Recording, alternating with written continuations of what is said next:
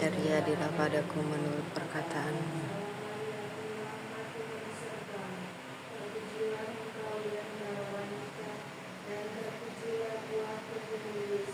Santa Maria Bunda Allah, doakanlah kami yang berdosa, sekarang dan waktu kami mati. Amin. Dan tinggal di antara kita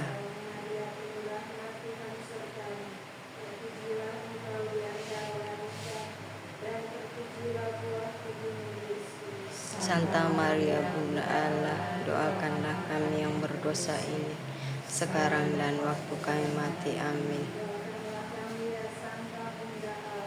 Supaya kami dapat menikmati janji Kristus.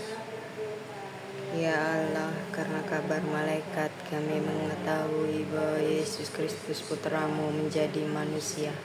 Curahkanlah rahmat-Mu ke dalam hati kami, supaya karena sengsara dan salibnya, kami dibawa kepada kebangkitan yang mulia.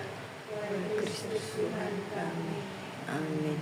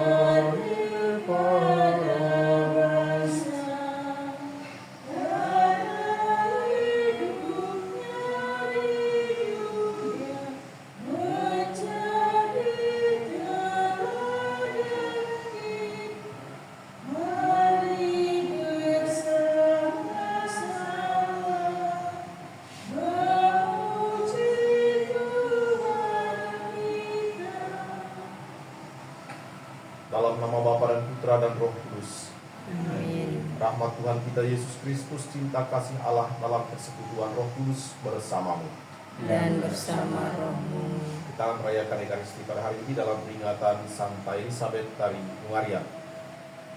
Santa Elisabeth adalah seorang ibu rumah tangga yang pada akhirnya menemukan rahmat Tuhan atau berjumpa dengan kasih karunia Allah, sehingga dia lebih memilih untuk setia di jalan yang ditentukan Tuhan.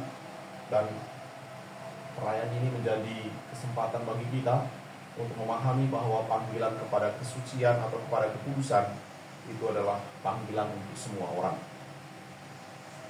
Mari kita mengawali perayaan Ekaristi ini mengakui segala salah dan dosa supaya layak merayakannya dan memperoleh rahmat demi rahmat yang disediakan Tuhan di dalamnya. Saya mengaku kepada Allah yang Maha Kuasa dan kepada saudara sekalian bahwa saya telah berdosa dengan pikiran dan perkataan, dengan perbuatan dan kelalaian. Saya berdosa, saya sungguh berdosa. Oleh sebab itu saya mohon kepada Santa Perawan Maria, kepada para malaikat dan orang kudus, dan kepada saudara sekalian, supaya mendoakan saya pada Allah Tuhan kita. Semoga Allah yang Maha Kuasa mengasihani kita, mengampuni dosa kita, dan mengantar kita ke hidup yang kekal. Amin. Tuhan kasihanilah kami. Tuhan kasihanilah kami. Kristus kasihanilah kami. Kristus kasihanilah kami. Tuhan kasihanilah kami. Tuhan kasihanilah kami. Marilah berdoa.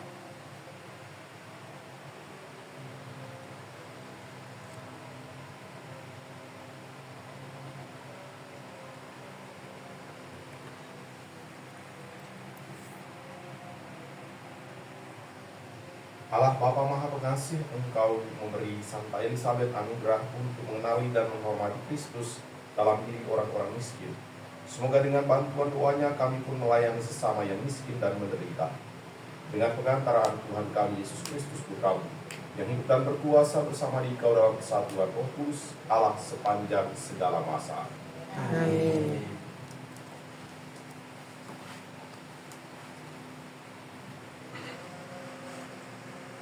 Pembacaan dari kitab pertama Makabe. Pada masa itu, tampillah di Israel seorang raja yang berdosa, yaitu Antiochus Epiphanes, putra Raja Antiochus. Ia pernah menjadi sandera di Roma. Antiochus Epiphanes itu menjadi raja dalam tahun 137 di zaman pemerintahan Yunani. Pada masa itu, tampillah dari Israel beberapa orang jahat yang meyakinkan banyak orang dengan berkata, "Marilah kita mengadakan perjanjian dengan bangsa-bangsa di sekeliling kita. Sebab sejak kita menyendiri, maka kita ditimpa banyak malapetaka." Usul itu diterima baik. Mereka diberi hak oleh raja untuk menuruti adat istiadat bangsa-bangsa lain. Kemudian mereka itu membangun sebuah gelanggang olahraga di Yerusalem menurut adat istiadat bangsa-bangsa lain. Mereka pun memulihkan kuluk mereka dan murtadlah dari perjanjian kudus. Mereka bergabung dengan bangsa-bangsa lain dan menjual dirinya untuk berbuat jahat. Beberapa waktu kemudian, Raja Antiochus Epiphanes menulis sepucuk surat perintah untuk seluruh kerajaan, bahwasanya semua orang harus menjadi satu bangsa. Masing-masing harus melepaskan adatnya sendiri. Maka semua bangsa menyesuaikan diri dengan titah raja itu. Juga dari Israel, ada banyak orang yang menyetujui pemujaan raja. Dipersembahkanlah oleh mereka kurban kepada berhala, dan hari Sabat dicemarkan. Pada tanggal 15 bulan Kislev, dalam tahun 145, raja menegakkan patung berhala keji di atas mezbah kurban bakaran di bait Allah. Dan di semua kota di seluruh Yehuda, mereka dirikan pula mezbah pemujaan berhala. Pada pintu-pintu rumah dan di lapangan-lapangan dibakar kurban. Kitab-kitab Taurat yang diketemukan disobek-sobek dan dibakar habis. Jika pada salah seorang terdapat kitab perjanjian, atau jika seseorang berpaut pada hukum Taurat, ia dihukum mati oleh pengadilan raja. Namun demikian, ada banyak orang Israel yang tetap teguh hatinya dan bertekad untuk tidak makan sesuatu yang haram. Mereka lebih suka mati daripada menodai diri dengan makanan semacam itu, dan demikian mencemarkan perjanjian kudus. Dan mereka mati juga. Kemurkaan yang hebat sekali menimpa Israel. Demikianlah sabda Tuhan. Syukur kepada Allah. Hidupkanlah aku ya Tuhan, supaya aku berpegang pada perintah-Mu. Hidupkanlah aku ya Tuhan, supaya aku berpegang pada perintah-Mu. Aku menjadi gusar terhadap orang-orang fasik yang meninggalkan Taurat-Mu. Hidupkanlah aku ya Tuhan, supaya aku berpegang pada perintah-Mu. Tali-tali orang-orang fasik membelit aku, tetapi Taurat-Mu tidak kulupakan. Hidupkanlah aku ya Tuhan, supaya aku dapat pada perintah-Mu. Bebaskanlah aku dari pemerasan manusia, supaya aku berpegang pada titah-titah-Mu. Hidupkanlah aku ya Tuhan, supaya aku dapat pada perintah-Mu. Orang-orang yang mengejar aku dengan maksud jahat sudah mendekat. Mereka menjauh dari hukum-Mu. Hidupkanlah Hidup aku ya Tuhan, supaya aku dapat pada perintah-Mu. keselamatan menjauh dari orang-orang fasik, sebab mereka tidak mencari ketetapan-ketetapan-Mu. Hidupkanlah aku ya Tuhan, supaya aku patuh pada perintah-Mu. Melihat para pengkhianat, aku merasa muak, karena mereka tidak berpegang pada janji-Mu. Hidupkanlah aku ya Tuhan, supaya aku berpegang pada perintah-Mu. Alleluia, alleluia, alleluia. Haleluya, haleluya, haleluya. Akulah terang dunia, barang siapa mengikuti aku, ia akan mempunyai terang hidup. Haleluya, haleluya, haleluya. Tuhan bersamamu. Dan bersama roh, Inilah Injil suci menurut Lukas. dimuliakanlah Tuhan. Ketika Yesus hampir tiba di Yeriko, ada seorang buta duduk di pinggir jalan dan mengemis. Karena mendengar orang banyak lewat, ia bertanya, "Ada apa itu?" Kata orang kepadanya, "Yesus orang Nazaret sedang lewat." Maka si buta itu berseru, "Yesus anak Daud, kasihanilah aku." Orang-orang yang berjalan di depan menyuruh dia diam, tetapi semakin kuat ia berseru, "Yesus anak Daud, kasihanilah aku." Maka Yesus pun berhenti dan menyuruh orang mengantar dia kepadanya. Ketika si buta itu sudah dekat, Yesus bertanya kepadanya, "Apa yang kau inginkan kuperbuat bagimu?" Jawab orang itu, "Tuhan, semoga aku melihat." Maka Yesus berkata, "Lihatlah, imanmu telah menyelamatkan engkau." Pada saat itu juga ia melihat, lalu mengikuti Yesus sambil memuliakan Allah.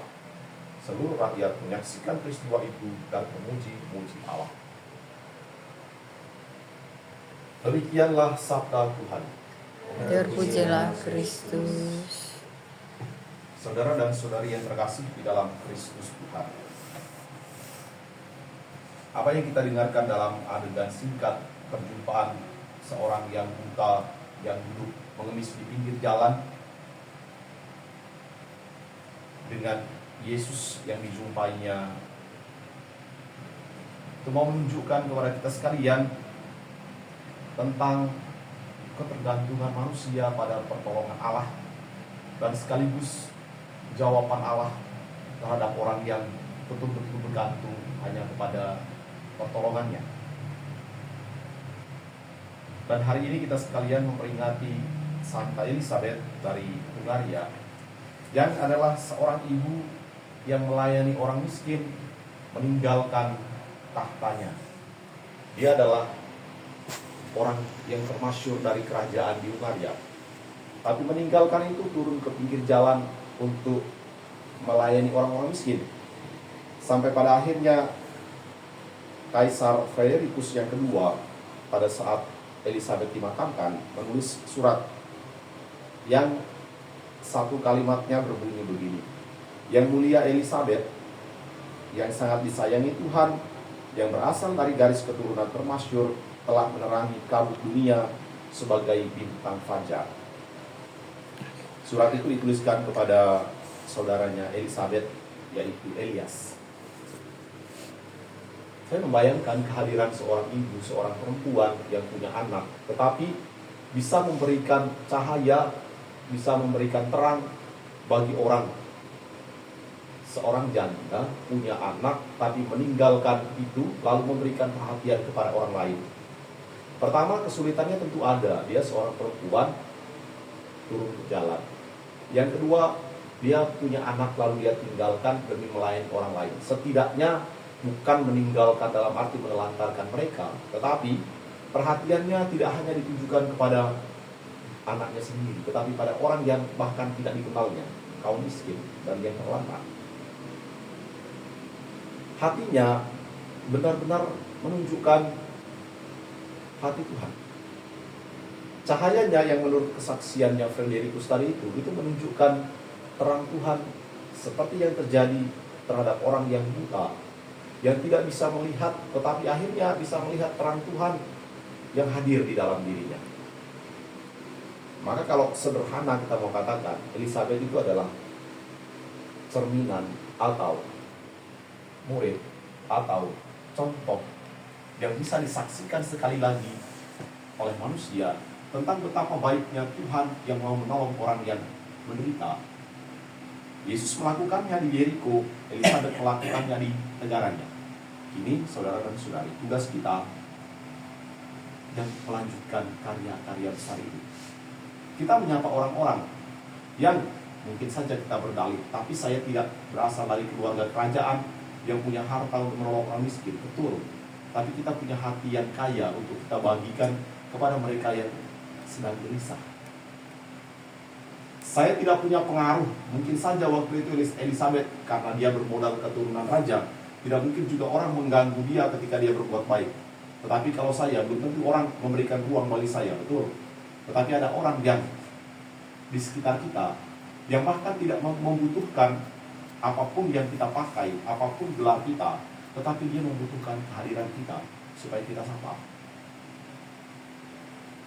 Sederhananya, kita punya jalan sendiri-sendiri. Yesus menyembuhkan orang buta, Elizabeth menolong orang miskin. Kita tinggal dicari. Ada banyak orang buta di sekitar kita, ada banyak orang miskin di sekitar kita, yang mungkin bukan matanya yang buta, yang mungkin bukan hartanya yang membuat dia menjadi miskin, tapi bisa jadi dia mengalami kemiskinan relasi. Dia bisa mengalami buta terhadap kebaikan. Dia bisa mengalami kemiskinan di dalam kegembiraan. Artinya hidupnya selalu dirundung kesedihan. Maka kehadiran kita bisa menjadi seperti Yesus, bisa menjadi seperti Elizabeth, yaitu memberikan pertolongan, memberikan perhatian terhadap mereka. Tuhan memberkati. Amin.